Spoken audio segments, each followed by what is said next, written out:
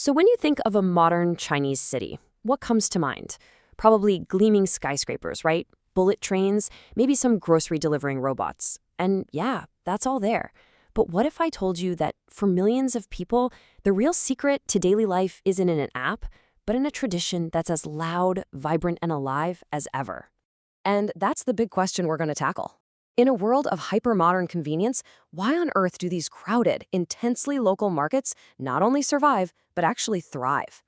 Turns out the answer tells us so much about food, culture, and what it really means to be a community. I mean, we all know this world, right? You've got the wide, super clean aisles of a supermarket. The vegetables are all neatly packaged, the meat's behind refrigerated glass, and there's that quiet hum of the fluorescent lights. The whole thing is built for one thing: efficiency. And then there's this, a total sensory overload, in the best way possible. It's a symphony of sounds and smells and people. It's crowded, it's personal, and it's pulsing with the energy of the neighborhood. So, okay, let's dive right in and figure out what makes these places tick.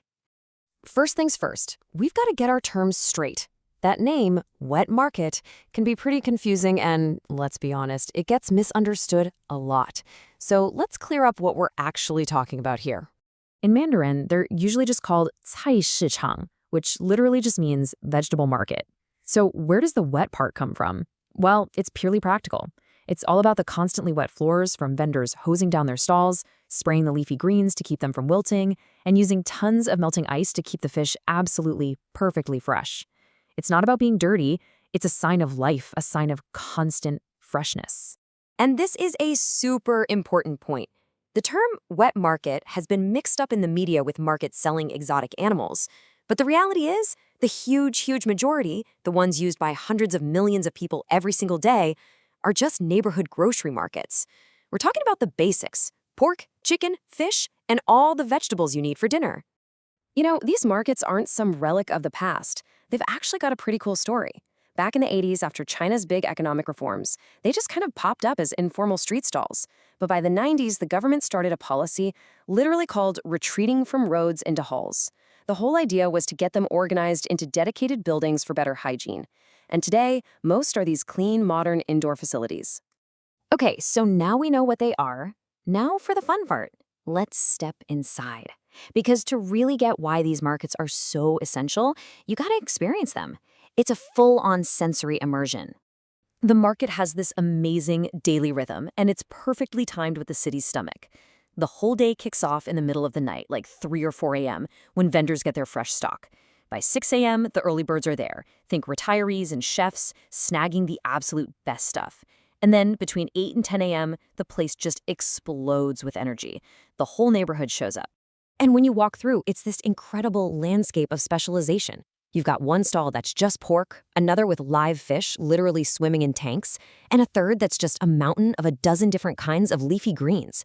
There are stalls for tofu, fresh noodles, cured meats, and even little stands selling hot snacks to eat right there. This quote just hits the nail on the head. It's not a quiet, sterile shopping trip.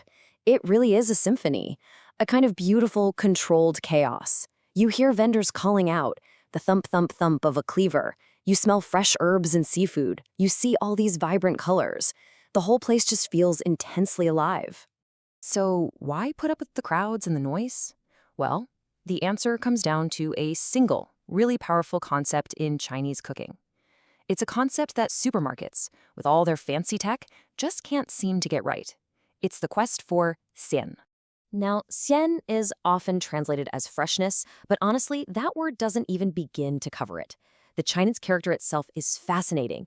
It combines the symbols for fish and goat, two ingredients famous for their rich, savory flavors. So xian isn't just about being new. It's about a dynamic, vibrant, almost electric quality that makes a dish amazing. It's something you experience, not something you preserve in plastic. So how do you actually judge freshness? Well, first, it's about visible liveliness. Take seafood. A fish that's swimming around energetically in a tank, that's seen as the absolute gold standard of quality. Its movement is the proof that it's healthy and is going to taste incredible. A lazy, sluggish fish? Nope, not going to cut it. Second, it's a completely hands-on process. Shoppers don't just look, they touch, they poke, they squeeze, they smell. You're personally checking the crispness of a vegetable or the firmness of a piece of meat. This physical interaction is a key part of the whole deal, and it's something you just can't do with prepackaged stuff in a supermarket. And finally, maybe most importantly, freshness is built on trust. It's that relationship you have with the vendor you see every single day. You can ask them, hey, what's good today? And they'll point you to the best seasonal stuff. They'll give you cooking tips, maybe throw in a few extra scallions. That personal guarantee is the final seal of approval. And this is where it all clicks into place. These markets are so much more than just a place to buy dinner. They're basically the unofficial living room of the neighborhood. They are the social and economic heart of the community.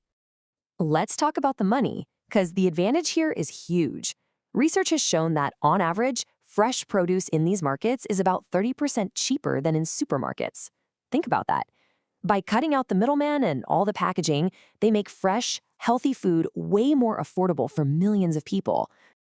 This chart lays out the trade-off perfectly.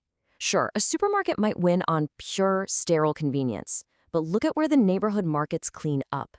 They have a massive price advantage, they're way better for social interaction, and this is the big one, they deliver on that feeling, that perception of ultimate freshness.